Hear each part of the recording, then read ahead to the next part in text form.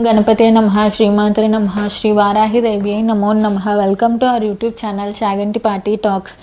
గురు చరిత్ర 18వ అధ్యాయము. శ్రీ గణేశాయ నమః, శ్రీ సరస్వత్యై నమః, శ్రీ గురుభ్యో నమః.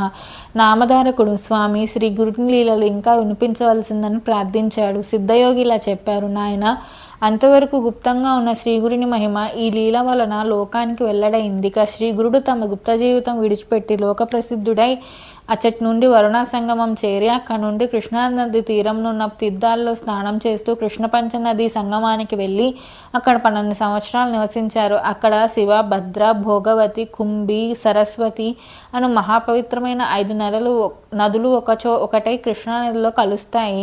అందువలన దీని మహిమ పురాణాల్లో కూడా మనోహర తీర్థమని ఎంతగానో కీర్తించబడినది. అక్కడ ఎన్నో తీర్థాలు ఉన్నాయి. అక్కడ నుండి తూర్పున అమరపురం అనే గ్రామంలో అమరేశ్వరుడు, ఆయన సన్నిధిలో 64 మంది యోగినీలు నివసిస్తున్నారు. అచ్చటి అమరేశ్వర లింగం సాక్షాత్తు కాశీ విశ్వేశ్వరుడే. అక్కడ వేణి నదితో కలిసి ఉన్న కృష్ణ దక్షిణ దిక్కుగా ప్రవహిస్తున్నది. అక్కడకు ఉత్తర దిక్కున శుక్లతీర్థము, ఉదుంబర వృక్షము, దగ్గరగా పాపనాశ తీర్థము, కామ్య తీర్థము, భారత తీర్థము ఉన్నాయి.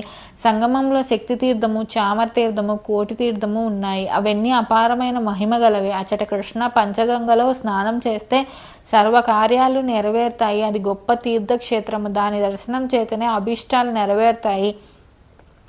అచ్చటి మేడి చెట్టు సాక్షాత్ కల్పవృక్షము. ఆ క్షేత్ర మహిమను వెల్లడి చేయడానికి శ్రీ గురుడు అక్కడ అంతకాలం నివసించారు. శ్రీ నృసింహ సరస్వతి స్వామి ప్రతిరోజు భిక్షకు అమరపురానికి వెళ్తుండేవారు. ఆ గ్రామంలో ఒక నిరుపేద బ్రాహ్మణుడు ఉండేవాడు. అతడు పరమ సాత్వికుడు. కేవలం యాయవారం వృత్తితోనే జీవిస్తుండేవాడు. అతనికి ఒక కుమారుడు, ఒక కుమార్తె ఉన్నారు. అతడి ఇంటి ముందు తుమ్మపాదు ఒకటి ఉండేది. అతనికి గ్రామంలో గింజలు లభించినప్పుడు ఆ కుటుంబం ఆ కూర వండుకొని తినేవారు. అయినప్పటికీ ఆ బ్రాహ్మణుడు పంచయజ్ఞాలు సక్రమంగా నిర్వర్తిస్తూ అతిథులను తమ శక్తిని అనుసరించి సేవిస్తుండేవాడు. ఒకరోజు శ్రీగురుడు అతని ఇంటికి భిక్షకు వెళ్ళారు. ఆ బ్రాహ్మణుడు స్వామిని ఆహ్వానించి పూజించారు. ఆ రోజు ధాన్యం లభించకపోవడం వలన వారు తమ ఇంటి ముందు ఉన్న తుమ్మకాయలను కోసి వండి స్వామికి దాన్నే సమర్పించారు. తర్వాత స్వామి వారింట్లోనే కొద్దిసేపు విశ్రాంతి తీసుకొని, మీ ఆతిథ్యానికి మేమెంతో సంతోషించాము, నేటితో మీ దారిద్ర్యం తీరిపోయింది అని చెప్పి నిండుగా కాచిన ఆ పాదును పీకివేసి దాని కొమ్మలను తుంచివేస్తూ త్వరగా వెళ్ళిపోయారు.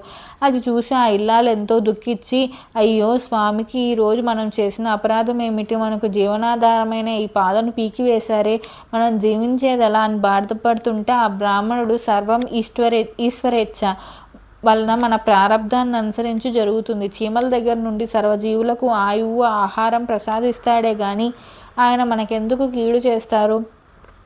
ఏదైనా మన కర్మను అనుసరించి జరుగుతుంది, నీవు బాధపడవద్దు అని ఆమెను ఓదార్చి దాన్ని తిరిగి నాటాలని ఆ పాదు మొదట్లో తవ్వాడు. గడ్డపారకు ఒక లోహపాత్ర తగిలిన శబ్దం వచ్చింది.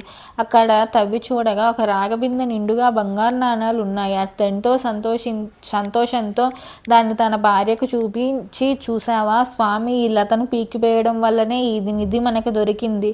ఆయన సాక్షాత్తు పరమేశ్వరుడే అని చెప్పాడు. వెంటనే ఆ దంపతులు శ్రీగురుని దర్శించి ఆ వృత్తాంతాన్ని ఆయనకు విన్నవించారు. అప్పుడు శ్రీగురుడు, నాయన, నీవి విషయం ఎవరికి చెప్పవద్దు. చెప్తే సంపద నశిస్తుంది. స్వధర్మాన్ని అనుసరిస్తూ భోగభాగ్యాలను అనుభవించి తర్వాత నిరామయులై ముక్తి పొందుతారు అని దీవించి పంపారు. 18వ అధ్యాయం సంపూర్ణం. శ్రీ దత్తాయ గురవే నమః, శ్రీ శ్రీపాద శ్రీవల్లభాయ నమః, శ్రీ నృసింహ సరస్వత్యై నమో నమః. Please subscribe our channel. Thank you.